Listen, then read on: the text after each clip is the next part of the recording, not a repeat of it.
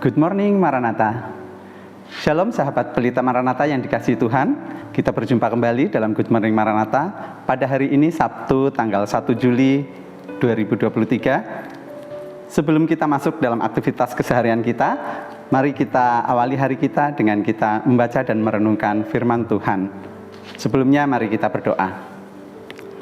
Allah Bapa kami yang kami sembah dalam nama Tuhan kami Yesus Kristus, sungguh kami mengucap syukur Tuhan karena kasih setia Tuhan selalu lindungi dan Tuhan selalu jagai kami hingga pada saat ini Tuhan kami berikan kesempatan untuk kami boleh membaca dan merenungkan sebagian dari firman-Mu. Kiranya apa yang kami baca, kami dengar dan kami renungkan Tuhan boleh menjadi dasar di dalam kami melakukan pekerjaan dan aktivitas kami sehari ini. Bapa, berkatilah kami. Dalam nama Yesus kami berdoa, amin. Sahabat Pelita Maranatha yang dikasihi Tuhan, bacaan kita pada pagi hari ini terambil dari Yeremia 28 pada ayatnya yang ke-1 sampai dengan yang ke-4. Demikianlah firman Tuhan. Dalam tahun itu juga, pada permulaan pemerintahan Zedekia, Raja Yehuda, dalam bulan yang kelima tahun yang keempat, berkatalah Nabi Hananya bin Asyur yang berasal dari Gibeon itu kepadaku di rumah Tuhan, di depan mata imam-imam dan seluruh rakyat. Beginilah firman Tuhan semesta alam, Allah Israel. Aku telah mematahkan kuk Raja Babel itu. Dalam 2 tahun ini aku akan mengembalikan ke tempat ini segala perkakas rumah Tuhan yang telah diambil dari tempat ini oleh Nebukadnezar Raja Babel dan yang diangkutnya ke Babel. Juga Yekonia bin Yoyakim Raja Yehuda beserta semua orang buangan dari Yehuda yang dibawa ke Babel akan kukembalikan ke tempat ini. Demikianlah firman Tuhan, sungguh aku akan mematahkan kuk Raja Babel itu.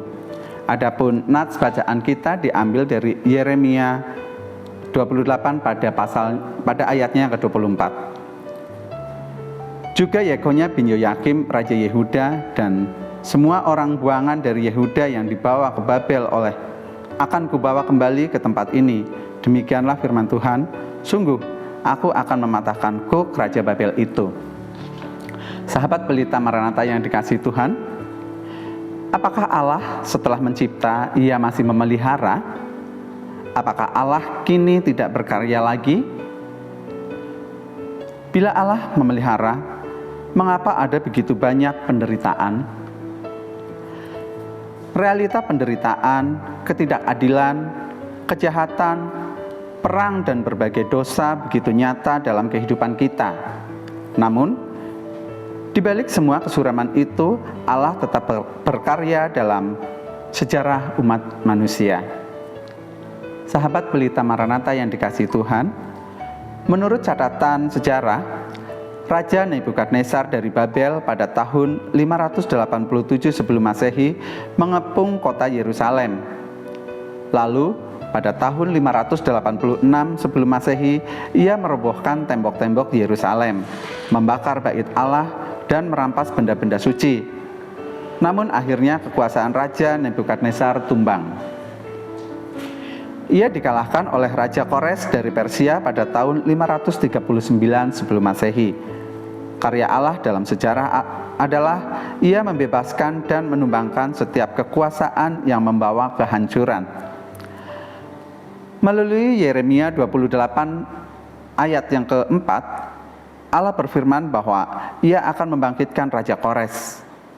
Melalui peran Raja Kores, Allah memulihkan umat Israel yang dibuang di Babel.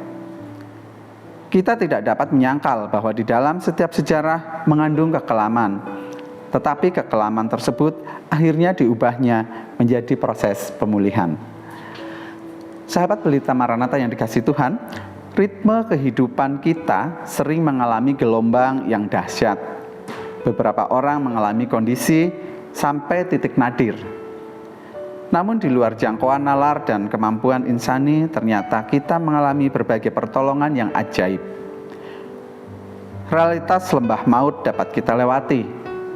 Tangan Tuhan yang tidak kelihatan dengan perkasa menolong dan membebaskan kita. Pengalaman iman tersebut membuktikan bahwa kehidupan ini dikendalikan Allah. walau kuasa dosa masih bekerja.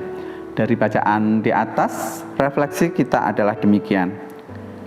Di dalam tangan Tuhan yang perkasa, kita percaya penuh akan janji dan pertolongannya. Mari kita berdoa. Kami mengucap syukur Tuhan, kalau pada pagi hari ini kami boleh membaca, merenungkan firman-Mu ya Tuhan. Kiranya apa yang sudah kami baca, kami dengar, boleh kami terapkan dalam tindakan kami sehari-hari, dan kami boleh menjadikan semuanya itu dasar untuk kami boleh melakukan sebagai dasar dalam kehidupan kami.